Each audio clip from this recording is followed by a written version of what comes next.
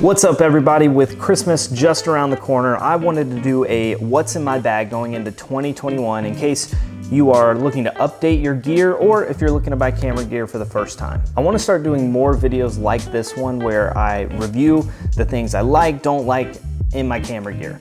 I might call it reviews days. Yeah, reviews days. Reviews days are gonna start now, where I review different gear that I have.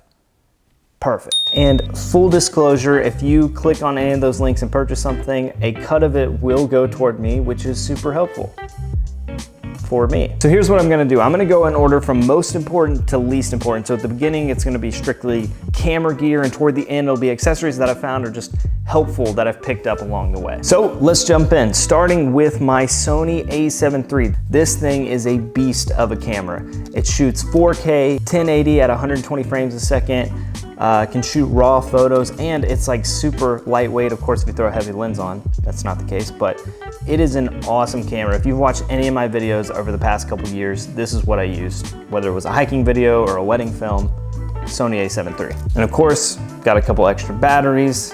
If you're doing any sort of video, you already know this, takes up a lot of juice. So go ahead and purchase a couple extra batteries for the camera. The best overall lens is what I have on this camera right now, the 24-105. If I had to buy one lens and only one lens the rest of my life, it would be the Sony 24-105. It is so versatile. In fact, this was my only lens for about a year and a half. It's super crisp up close and from a distance. The 24 is great for vlogging. You can get a wide angle, and then the 105 is perfect for those long distance detail shots. And changing lenses is annoying anyway. When you're traveling or just on the run, you don't have enough time to take off a lens, put back on another. 24-105, I would leave it on for an entire trip and get all the shots I need. My next favorite lens is a recent purchase, which is this 70-200. Now, this lens is huge. If you can't tell, look, it is the size of the a7 III and the 24-105 combined.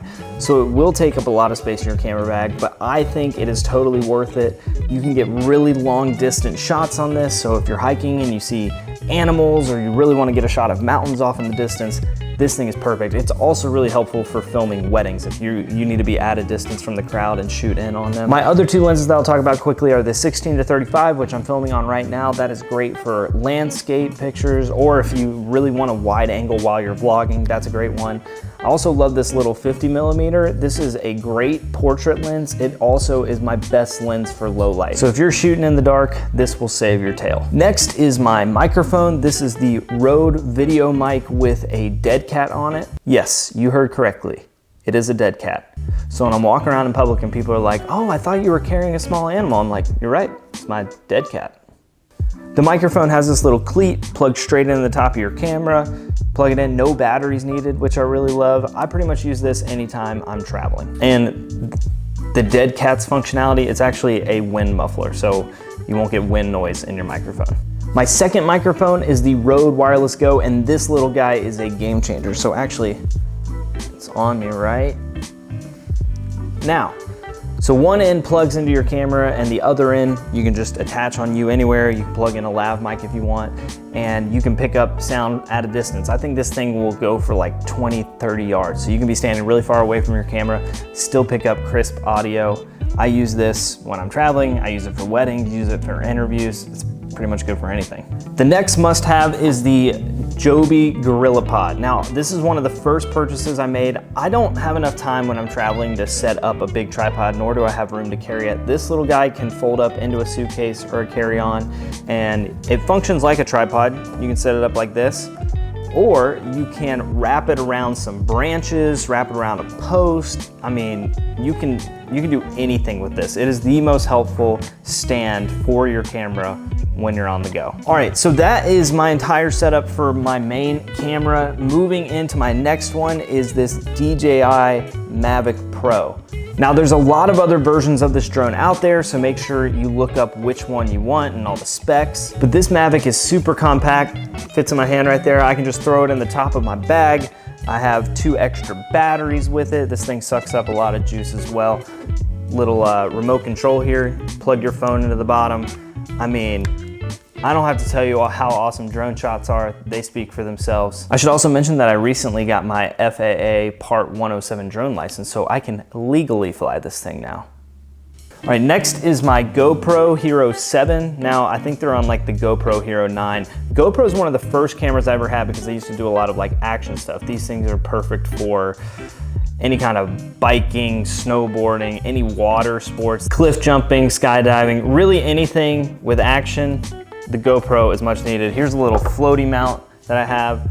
Thought this was helpful because one time I did go bridge jumping without a float and my GoPro snapped off and fell to the bottom of the lake.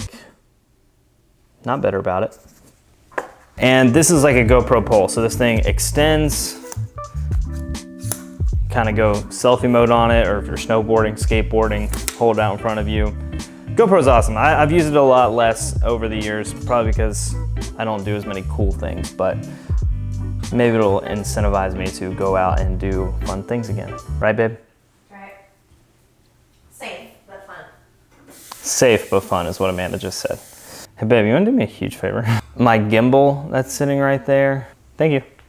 It's perfect. The last item I'm gonna be carrying in my bag from now on is the Ronin SC. This is a gimbal for my camera. If you wanna take your footage to the next level and have super smooth footage, this is the thing to purchase. There's definitely a learning curve. Takes a while to set it up and learn how to get the different shots. I'm still on that curve learning. It's a lot of fun. If you have enough room in your camera bag, just throw it in there, which leads me to my last item, camera bags. Now this is my wife's camera bag. It is a Terry-on canvas bag. This one's super awesome because it's got a lot of compartments. It's really big, comes with a little rain pack, but mine is actually broken. It ripped. I'm actually still in the market for a good camera bag. So if anyone knows any of them out there, I want something that's rugged, has plenty of space for all this gear you see, and can still count as a carry-on when you go on a plane. So comment below if you have any ideas. So those are the camera items that I'm carrying in my bag, but I also carry some stuff for editing. This is my MacBook Pro 16-inch, super awesome for editing. I have this little USB-C adapter, because you know, Mac, you have to buy all their stuff. I use WD passports for editing, so this is my small one. I also have an 8 terabyte hard drive that I use for like desktop editing.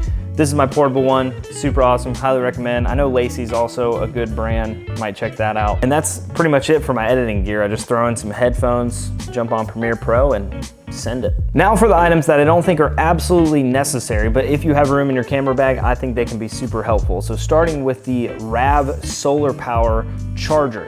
So this thing, you can clip it onto the top of your backpack while you're hiking around for the day, or just leave it laying out in the sun. Either way, it is charging up, getting a bunch of power, and then I plug in my different things, charges them right up. I mean, this is millennial survival 101. The last thing is this Aputure MC Light. It's actually the thing you see behind me right now, glowing blue. So it's this little light, you can link it to your camera, change all these different colors. It really comes in handy if the setting you're filming is really dark.